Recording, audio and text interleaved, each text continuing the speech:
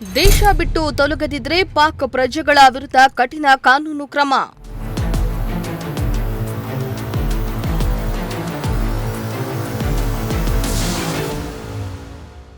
ವಾಪಸ್ ಹೋಗಲು ತಿರಸ್ಕರಿಸಿದ್ರೆ 3 ವರ್ಷ ಜೈಲು, 3 ಲಕ್ಷ ದಂಡ.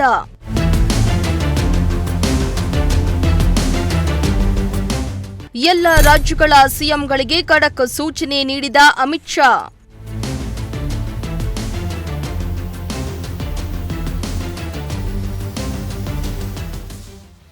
ಹೌದು, ಕಾಶ್ಮೀರದಲ್ಲಿ ನಡೆದ 26 ಪ್ರವಾಸಿಗರ ಹತ್ಯೆಯನ್ನ ಖಂಡಿಸಿ ದೇಶದೆಲ್ಲೆಡೆ ಆಕ್ರೋಶ ವ್ಯಕ್ತವಾಗ್ತಾ ಇದೆ. ಪಾಕಿಸ್ತಾನದ ಅದು ಸಾಕಿ ಬೆಳೆಸಿದ ಉಗ್ರರ ವಿರುದ್ಧ ಭಾರತೀಯರು ಕಿಡಿಕಾರ್ತಿದ್ದಾರೆ. ಅತ್ತ ಮೋದಿ ಸರ್ಕಾರ ಕೂಡ ರಾಜತಾಂತ್ರಿಕ ದಾಳಿ ನಡೆಸ್ತಾ ಇದೆ. ಇನ್ನು ಕೇಂದ್ರ ಗೃಹ ಸಚಿವ ಅಮಿತ್ ಶಾ ಕೂಡ ಎಲ್ಲ ರಾಜ್ಯಗಳ ಸಿಎಂಗಳಿಗೆ ಖಡಕ್ ಸೂಚನೆಯನ್ನ ನೀಡಿದ್ದಾರೆ. ಪಾಕಿಸ್ತಾನಕ್ಕೆ ವಾಪಸ್ ಹೋಗಲು ಯಾರಾದರೂ ವಿರೋಧ ವ್ಯಕ್ತಪಡಿಸಿದ್ರೆ ಅಂತಹವರ ವಿರುದ್ಧ ಕಟ್ಟುನಿಟ್ಟಿನ ಕಾನೂನು ಕ್ರಮಕ್ಕೆ ಮುಂದಾಗಿದೆ.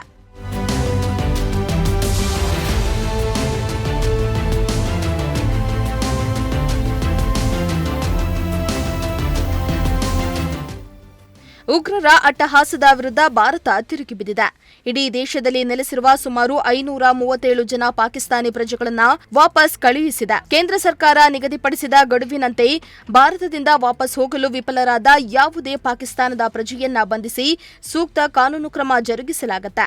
ಇದಲ್ಲದೆ 3 ವರ್ಷ ಜೈಲು ಶಿಕ್ಷೆ ಅಥವಾ ಗರಿಷ್ಠ 3 ಲಕ್ಷ ರೂಪಾಯಿಗಳ ದಂಡ ಹಾಗೂ ಎರಡನ್ನ ವಿಧಿಸಬಹುದೆಂದು ಎಚ್ಚರಿಕೆಯನ್ನ ನೀಡಲಾಗಿದೆ.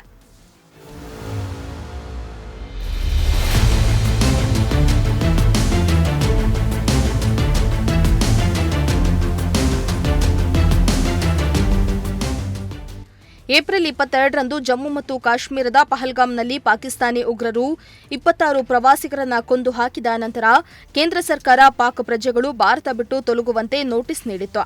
ಅದರಂತೆ ವೀಸಾಗಳನ್ನು ಹೊಂದಿರುವವರು ಭಾರತದಿಂದ ನಿರ್ಗಮಿಸಲು ಇರುವ ಗಡುವು ಏಪ್ರಿಲ್ 26ಕ್ಕೆ ಮತ್ತು ವೈದ್ಯಕೀಯ ವೀಸಾಗಳನ್ನು ಹೊಂದಿರುವವರು ಏಪ್ರಿಲ್ 29ರ ಒಳಗೆ ದೇಶ ಬಿಡಬೇಕೆಂದು ಖಡಕ್ ಸೂಚನೆಯನ್ನ ನೀಡಲಾಗಿತ್ತು.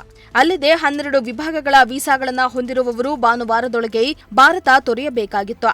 ಆಗಮನದ ವೀಸಾ ವ್ಯಾಪಾರ, ಚಲನಚಿತ್ರ, ಪತ್ರಕರ್ತ, ಸಾರಿಗೆ, ಸಮ್ಮೇಳನ, ಪರ್ವತಾರೋಹಣ, ವಿದ್ಯಾರ್ಥಿ ಸಂದರ್ಶನ, ಪ್ರವಾಸಿಗರ ಗುಂಪು ಇದರಡಿ ಬರುತ್ತೆ.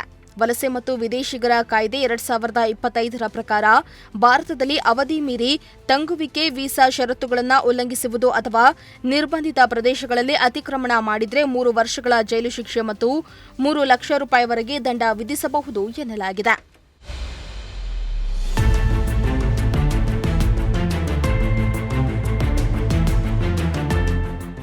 ಇನ್ನು ಕೇಂದ್ರ ಗೃಹ ಸಚಿವ ಅಮಿತ್ ಶಾ ಅವರು ಶುಕ್ರವಾರ ಎಲ್ಲ ರಾಜ್ಯಗಳ ಮುಖ್ಯಮಂತ್ರಿಗಳಿಗೆ ಕರೆಯನ್ನ ಮಾಡಿ ದೇಶ ತೊರೆಯಲು ನಿಗದಿಪಡಿಸಿದ ಗಡುವು ಮೀರಿ ಯಾವುದೇ ಪಾಕಿಸ್ತಾನಿ ಪ್ರಜೆ ಭಾರತದಲ್ಲಿ ಉಳಿಯದಂತೆ ನೋಡಿಕೊಳ್ಳುವಂತೆ ಸೂಚನೆಯನ್ನ ನೀಡಲಾಗಿದೆ.